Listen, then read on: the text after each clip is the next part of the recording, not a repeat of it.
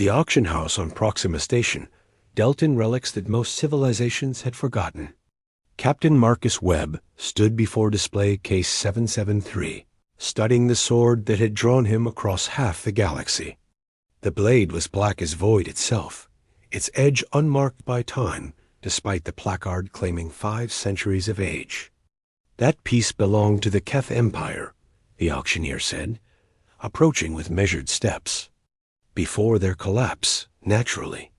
The records are fragmented, but our analysts believe it was ceremonial. Marcus said nothing. He had seen ceremonial weapons before. They did not hum with barely contained energy. They did not seem to drink the light around them. Starting bid is 60,000 credits. Marcus placed his hand on the case. The sword vibrated just once, so subtle that only he felt it through the glass. 100,000, he said. The auctioneer blinked. Sir, the bidding has not yet begun. It has now. 3 hours later, Marcus carried the sword onto his ship, the Wanderer. His crew gave him questioning looks, but they knew better than to ask. He had served humanity for 20 years, first in the Colonial Defense Forces, then as an independent contractor. His instincts had kept them alive through situations that should have killed them all. He placed the sword on his desk and sat before it. The blade was roughly 4 feet long, single-edged, with a curve so slight it appeared almost straight. The handle was wrapped in something that resembled leather, but felt wrong under his fingers. Too smooth. Too cold. Captain? His first officer, Lieutenant Graves, stood in the doorway. We have coordinates locked for the Outer Reach colonies. Ready when you are. Give me an hour. Graves departed.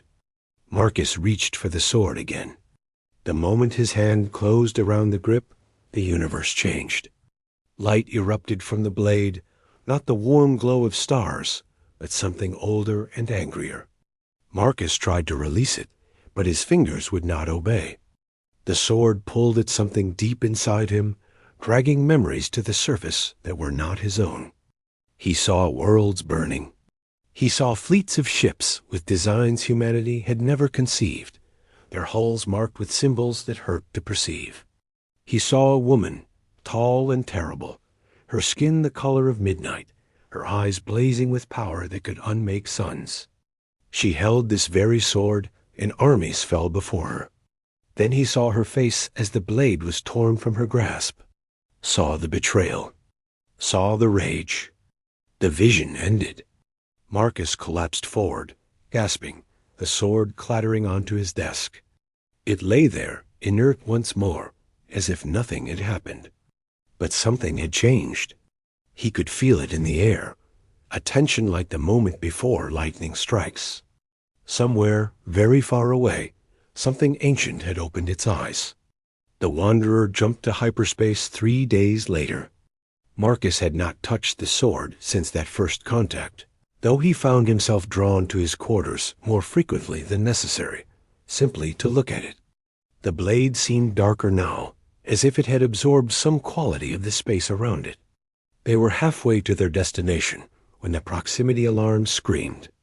"Captain to the bridge," Graves called over the intercom, her voice tight with concern. Marcus ran. The bridge was chaos, crew members frantically working their stations as displays showed something that should not exist. A ship had appeared from nowhere, ignoring every law of physics that governed hyperspace travel. It was massive, easily 10 times the size of the Wanderer, its design unlike anything in human records. "They are hailing us," the communications officer said. "Audio only. Put it through." The voice that filled the bridge was cold enough to freeze stars. It spoke in a language Marcus should not have understood, yet the meaning burned itself into his mind. "Return what you have stolen, human." Marcus felt ice in his veins. He knew that voice. He had heard it in his vision, commanding armies, pronouncing judgments that ended civilizations. "I purchased the sword legally," he said, keeping his voice steady. "I stole nothing. Legality." The word dripped with contempt. You speak of human concepts to one who ruled when your species still huddled in caves. The blade is mine. It has always been mine. That it was taken during my sleep does not change this. Your sleep? 500 years I rested, recovering from wounds that would have destroyed lesser beings. I wake to find my most precious possession in the hands of a primitive. Return it, and I will grant you the mercy of a swift death. Marcus looked at his crew. They stared back, faces pale but determined. They had faced pirates, corporate kill squads, and the void itself. They would face this too. No, he said. The silence that followed lasted 3 heartbeats. Then you have chosen extinction. The Keth ship fired. The Wanderer's shields flared, already at 70% capacity from a single blast. Another shot like that would cripple them. Evasive maneuvers, Marcus ordered. Route all power to shields and engines. The Wanderer dove, twisting through space with an agility its size should not permit. The Keth ship followed, relentless, its weapons tracking with impossible precision. Another blast caught them, and the shield display dropped to 40%. Captain, at this rate, we have maybe 2 more hits before total failure, Graves reported. Marcus ran the calculations in his head. They could not outrun this ship. They could not outfight it. Every option led to the same conclusion. He sprinted from the bridge. Captain, where are you going? He did not answer. His quarters were 3 decks down, and he took the access ladders rather than wait for the elevator. The ship shuddered around him as another blast connected. 20% shields remaining. The sword lay on his desk where he had left it. Marcus grabbed it without hesitation. Power flooded through him, vast and terrible. The blade came alive in his hand, igniting with that same dark light. Images crashed through his mind, not visions this time, but knowledge.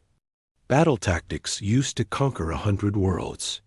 Techniques for channeling energy that human science claimed impossible. The sword was not merely a weapon. It was a conduit, an amplifier for will made manifest.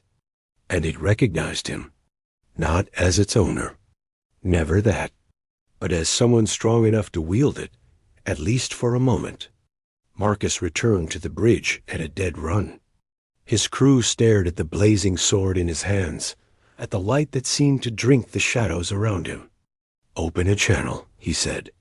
All frequencies. The communications officer complied, hands shaking.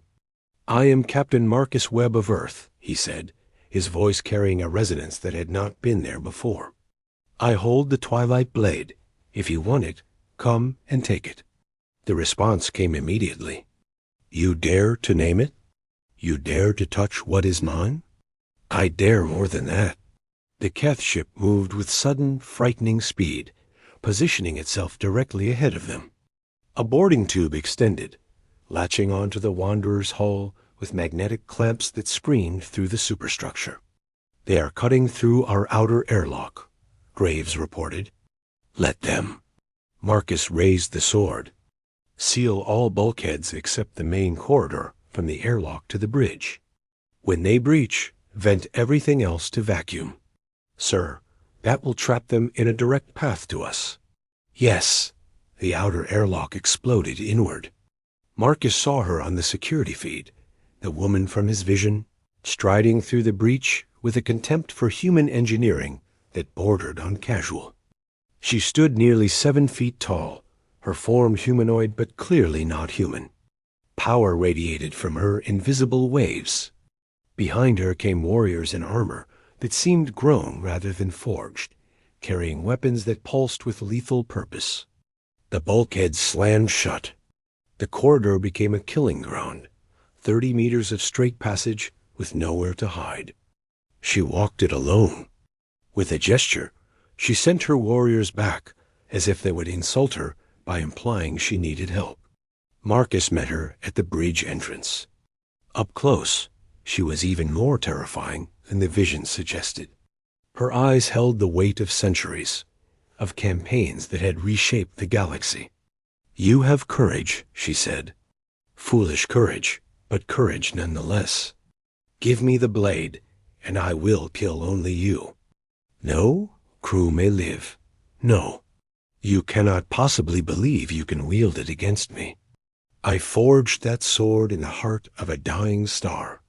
I quenched it in the blood of my enemies. It knows my hand." "Maybe," Marcus said, "but it also knows strength. And humans have plenty of that." He attacked. The sword moved in his hands like an extension of his will, faster than thought, trailing darkness. She met him barehanded, her fingers catching the blade inches from her throat. The impact sent shockwaves through the corridor, buckling the walls. She smiled. It was not a pleasant expression. "Yes," she hissed. "Show me what you are capable of, human." They fought in the space of heartbeats. Marcus drew on every technique the sword showed him. Every scrap of knowledge burned into his mind. He was faster than he had ever been, stronger, his reflexes operating beyond human limits. It was not enough.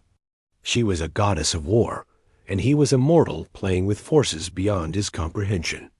She caught his wrist, twisted, and the sword went flying. It clattered against the far wall. Her hand closed around his throat, lifting him off the ground. "Brave," she said.